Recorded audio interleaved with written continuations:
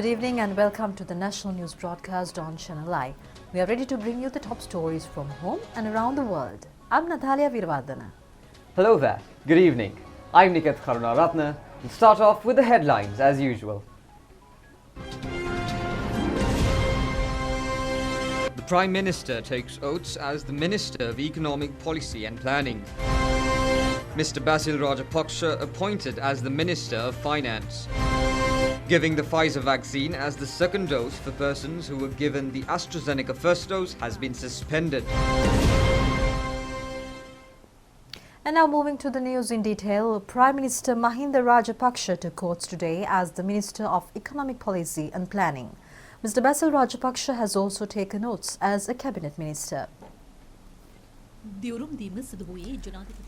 Taking of oaths took place in front of President Gotabaya Rajapaksa at the Presidential Secretariat. An amendment to subjects of ministries also took place.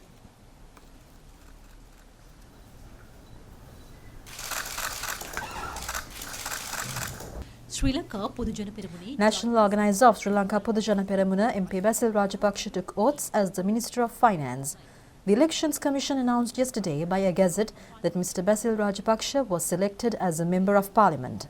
Minister Namal Rajapaksa, President Secretary Dr. P.B. Jayasundara, President's Chief Advisor Lalit Veeratunga, Prime Minister's Secretary Gamini Senarath and Mrs. Pushpa Rajapaksa were present at the oath-taking ceremony. After taking oaths in the ministerial portfolio, he took oaths today as a Member of Parliament before Speaker Mahinda Yapa Abeyewardena. Thereafter, Mr. Basil Rajapaksa signed the members of registry in front of Secretary General of Parliament, Dhammika Dasanayaka.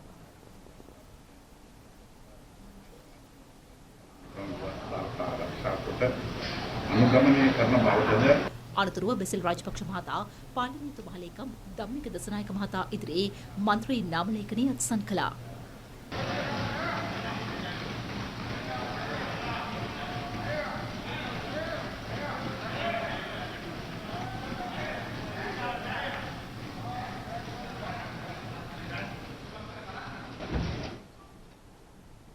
Minister Basil Rajapaksa assumed duties today at the Finance Ministry, following all religious rituals.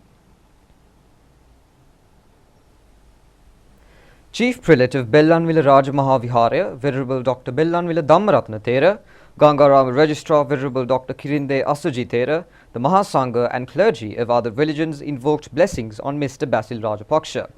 The group of people, including parliamentarians and public representatives, were present on the occasion.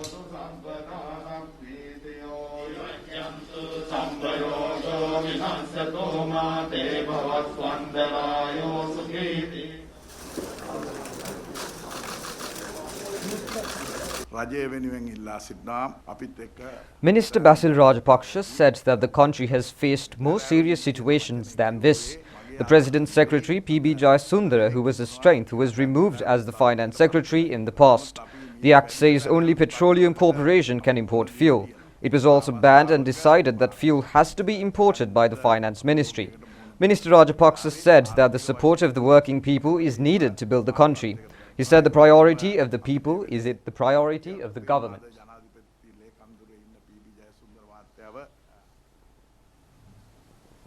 This is a short note on Mr. Basil Rajapaksa, who was appointed as the Minister of Finance. He prepared the background to maintain stability of the rupee and to improve the per capita income. The main aim was to uplift the rural economy. Action was taken to set up a successful market for agricultural crops, considering it as a main task and need of the time.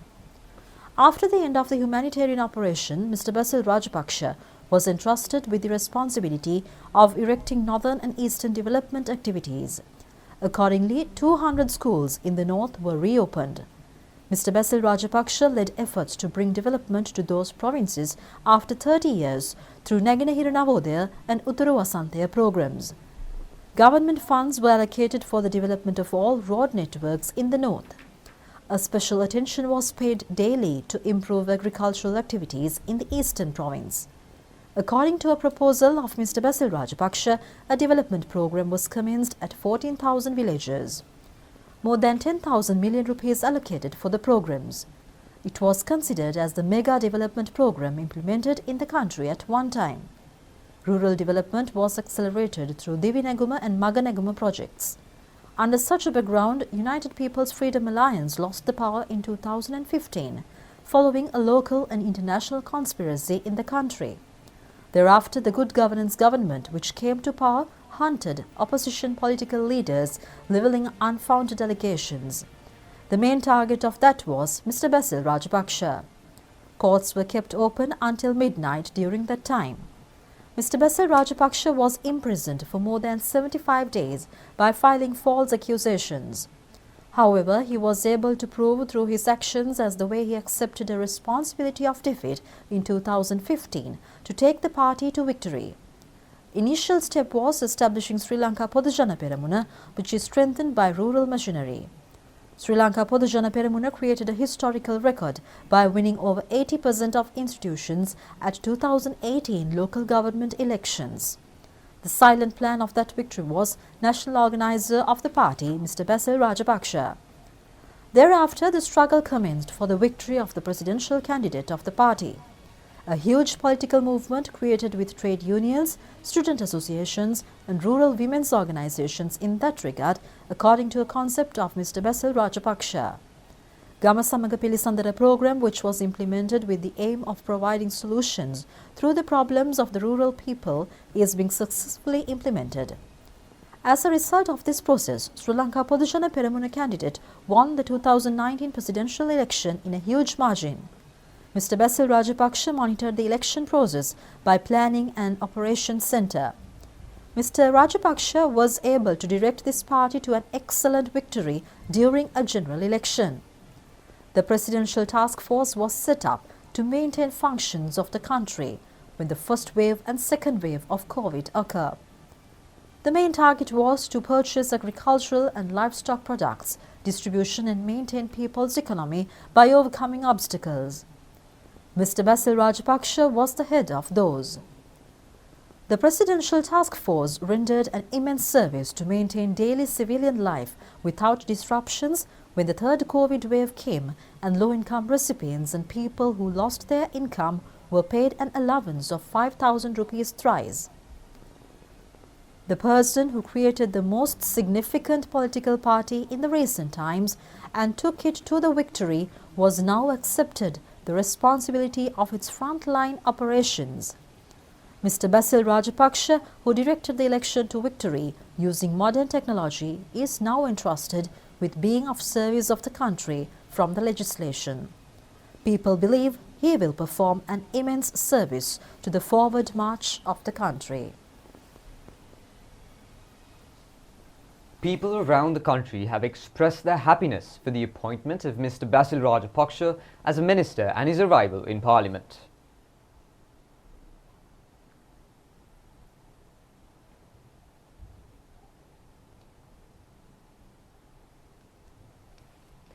A special puja has been organised at the Ratnapura Mahasaman Devalaya to invoke blessings on Mr. Basil Rajapaksa, who is appointed.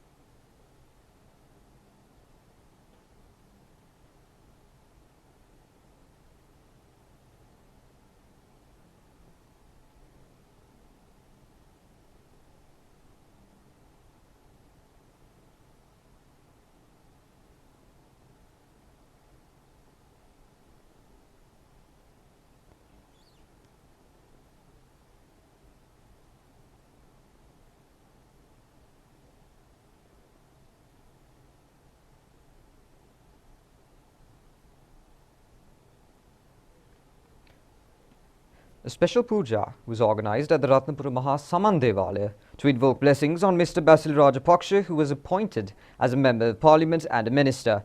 It has been organised by a group of councillors of the Ratnapura Municipal Council and people in the area. An all-religious ceremony was held in Jaffna town for Mr. Basil Rajapaksa. It has been organised by the N. Yogaraja Foundation and people in the area. Amendments have been made to 2 state ministries. The relevant state ministries took oath before President Gotabaya Rajapaksa this afternoon at the Presidential Secretariat. Mr. Shashindra Rajapaksa has taken oaths as the State Minister for promoting the production and regulating the supply of organic fertilizer and paddy and grains, organic foods, vegetables, fruits, chilies, onion and potato cultivation, promoting seed production and advanced technology agriculture. Mr. Mohan De Silva has taken oaths as the State Minister of Coast Conservation and Low-lying Lands Development. President Secretary Dr. P.B. Jayasundara was present on the occasion.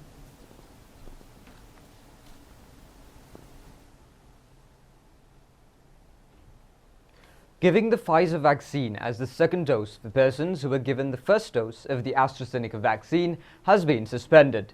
Sri Lanka is scheduled to get 1.4 million doses of the AstraZeneca vaccine by the 3rd week of this month. During the last 7 days, 852,469 vaccine doses have been given to the people. 169,957 doses have been given on the 1st of this month. 85,683 on the 2nd, 63,704 on the 3rd, 35,661 on the 4th, 151,873 on the 5th, and 155,473 have been given on the 6th. Giving COVID vaccines for Sri Lankans leaving for abroad for employment commenced today at the Sri Lanka Foreign Employment Bureau Training Centre in Pannipitiya. The vaccine was given for workers who are leaving for the countries that accept the Sinopharm vaccine. Minister Nimal Siripala De Silva has instructed to give vaccines to other workers who would be leaving for countries that recognized other vaccines. Those who are expecting to get the vaccines should register at the website of the Foreign Employment Bureau. Giving COVID vaccines for government schools, private schools that get assistance and that do not get assistance, Piriven, academic and non-academic staff of special schools in the Colombo Education Zone will commence on Monday at the Narahempita Army Hospital. It will take place until Friday. The Director General of Health Services says that quarantine is not needed for persons who have come from abroad after taking both approved doses and after 2 weeks following a negative PCR test. Persons who are arriving in the country should get a PCR test done at a laboratory approved by the Health Ministry. When arriving with children less than 18 years old, PCR tests should be conducted on children between 2 and 18 years, and they should be confirmed not to be infected with the virus. Permission has been given to arrive without a PCR test for children below 2 years. 842 COVID patients were found today from the country. 1,453 left hospitals after recovering from the virus today. Director General of Health Services confirmed today 40 COVID deaths which occurred yesterday. Deputy Director General of Health Services Dr. Hemanta Herath says that a decision has been reached to suspend the inoculation of the Pfizer-BioNTech vaccine as the second dose for those who had received the AstraZeneca vaccine as their first dose. He said that adequate stocks of the AstraZeneca vaccine expected to be arrived in the country by the 3rd week of July. I wish to inform today that there has been a decision taken to suspend, temporarily hold the immunization process using the Pfizer vaccine that was planned to be carried out in Colombo Municipality Council area. Basically, this decision was taken as the government is expecting a consignment of AstraZeneca vaccines in the 3rd week of July, and therefore technically it is appropriate if the same vaccine can be given to as second dose for those who have got a first dose. So we know that there is a considerable number of persons who have received the first dose of AstraZeneca vaccine, and since there was an uncertainty related to the arrival of the second dose of AstraZeneca up to now, and as a result, technically, experts have advised the government and the health ministry to use the Pfizer vaccine as the second dose, and therefore we started that program. However, since now we have got the message and the information that the next consignment of AstraZeneca vaccine is scheduled to be arrived in the third week of July, it is more appropriate technically to give the same vaccine as the second dose to those who have got the first dose. So that is why this decision was taken. So those who are likely to get this second dose will be informed by the Colombo Municipal Council using the same method that they used to give the other vaccines. And please await such message so that you can get the second dose of AstraZeneca vaccine on the appropriate day. President of the Sri Lanka Medical Association, Dr. Padma Gunaratne, says that donations worth 6 million rupees have been distributed among more than 50 hospitals covering each zone of the country in a short period of time. She made these remarks while addressing a media briefing today. Within such a short period that we were able to make a substantial donation worth of 6 million to more than 50 hospitals across the country. Sri Lanka Medical Association has representatives, or the Council of the ChannelEye has representatives from every province. So we inform our provincial representatives to call the lists of needs from hospitals that are in their areas, and those needs were tabulated well. And then we selected the items that we could afford to give. And based on that, it was sort of a tedious task to evaluate about more than 100 needs of about 100 hospitals. And then once we selected the equipments that we thought that we could afford to give, we inquired the hospitals back whether they are really in need of those equipments. And then once we got that reply, only that we decided to purchase these equipments, items.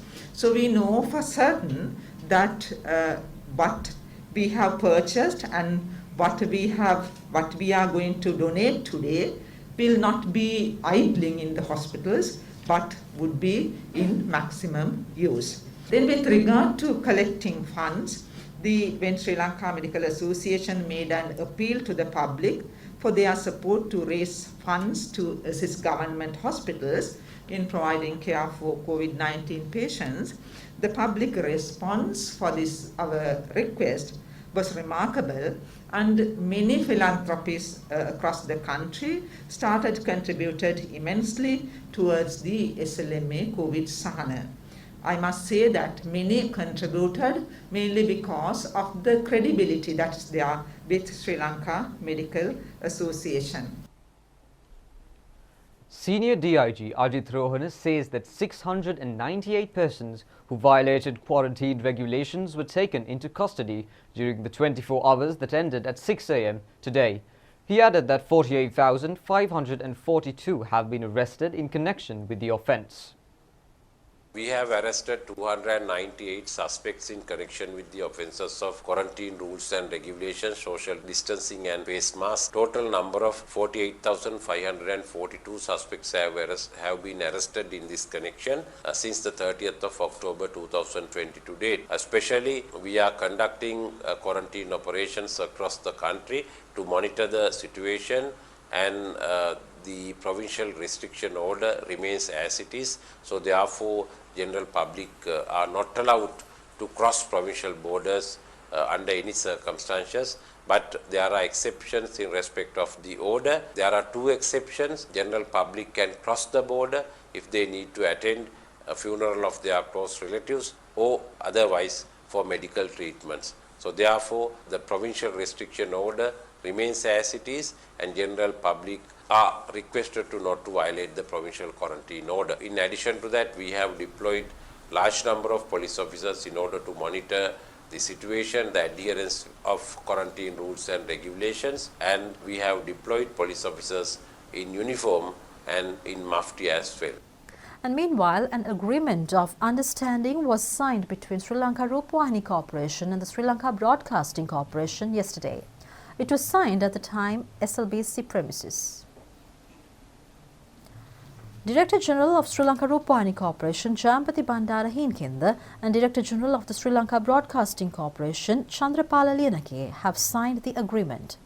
Secretary to the Ministry of Mass Media Jagat P. Vijayveera and Chairman of the SLRC Reginald Kure were among those who have attended the event. Director General of Sri Lanka Rupavahini Corporation Jayampathi Bandara Heenkenda said that this is not just an agreement. He added that this is a device for the two parties to share the resources. Under the agreement, the national television will engage in promoting the national radio during the times its telecasts do not prevail. Similarly, the national radio will promote the national television when it is not engaged in broadcasting. අපේ රටේ අනිකුත් නාලිකා සමග සසඳන කාල ඉතාම ඉහළ මට්ටමක වැජබ් වේවා කියලා මම ප්‍රාර්ථනා කරමි. සැලසිනේ ආයතනයේ තියෙන Secretary to the Ministry of Mass Media Jagat P. Vijayveera said that as the second stage of this program, he has invited the Lake House Group to join the program. The unity would be able to overcome the threats from private institutions. He added that the final objective is to make both the national television and the national radio emerge victorious. The first program to be implemented under the joint agreement is the Nominal Minisun program, which has been prepared on veteran singer H.R. Jyotipala.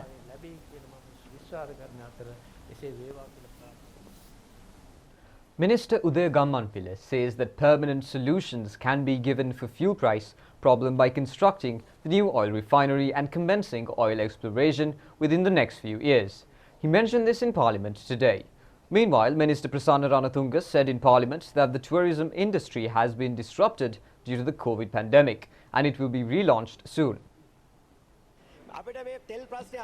Minister Udaya Gammanpille said that there are no sudden solutions for the oil problem but only long-term solutions. The total requirement of oil in the country has to be purified in the country itself within the next 2.5 years. It is expected to save $350 million by that. The country has oil and gas deposits. Although a unit was established at the Petroleum Corporation to explore oil in 1964, oil could not be taken.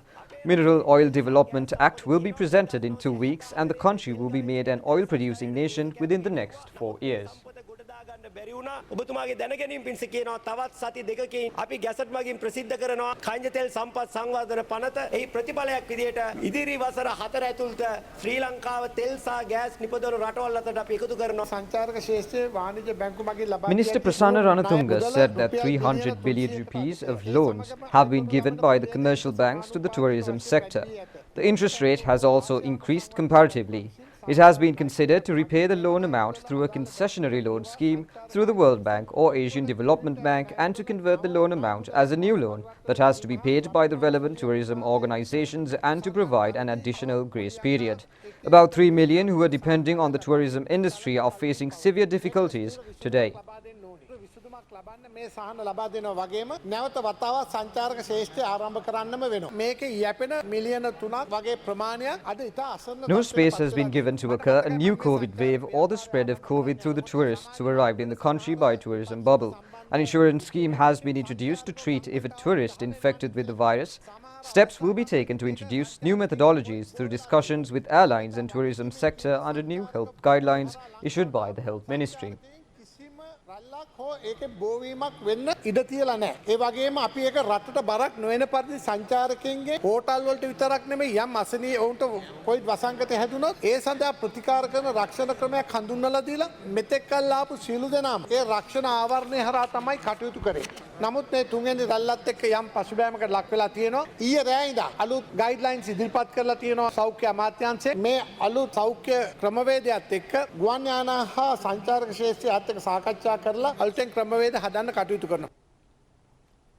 Meanwhile, MP Sagara Karyavasam has been appointed as the Deputy Government Whip.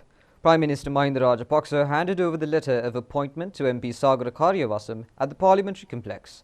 Earlier, Mr. Jayantha Ketagoda was the Deputy Government Whip and Mr. Karyavasam was appointed following his resignation. Chief Government Whip Minister Johnston Fernando was present when MP Sagara Karyavasam assumed duties. Meanwhile, Sri Lanka Airlines will resume flights to the Russian capital Moscow from the 30th of July after a break of 6 years. Sri Lankan's new service will operate a weekly scheduled flight between Colombo's Bandar Naik International Airport and Moscow's Domodedovo Airport. Accordingly, Sri Lankan would commence its flights to Russia every Friday using an Airbus A330 configured for 269 economy and 28 business class seats. The frequency of operation will be once a week. Sri Lankan Airlines chairman Ashok Patirage said that the resumption of services connecting Colombo and Moscow is a link that will not only facilitate travel but will be the impetus for building closer bilateral business connections between the two countries.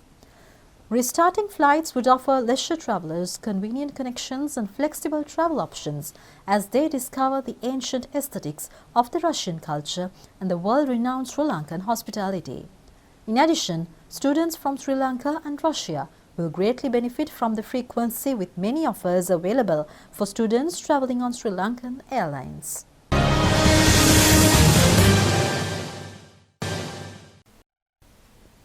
And on sports news, Minister Basil Rajapaksa says strict disciplinary action will be taken against sportspersons who tarnish the image of the country despite their talents.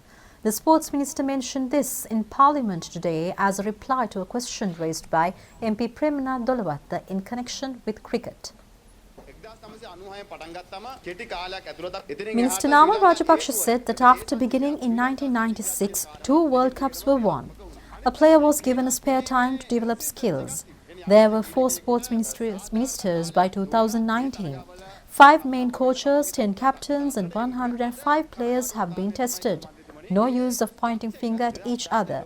Sri Lanka A-team will be launched development tour will also begin in future. It is a long-term plan. And now the Middle Hopes feature.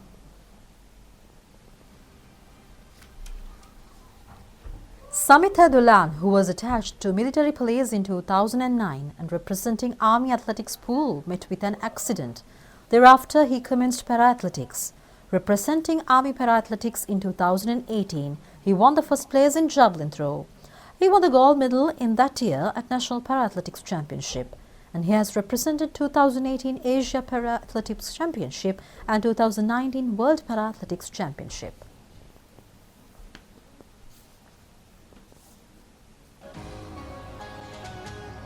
That's all the news for today. Join us again at the same time tomorrow. Good night. Good night and stay safe.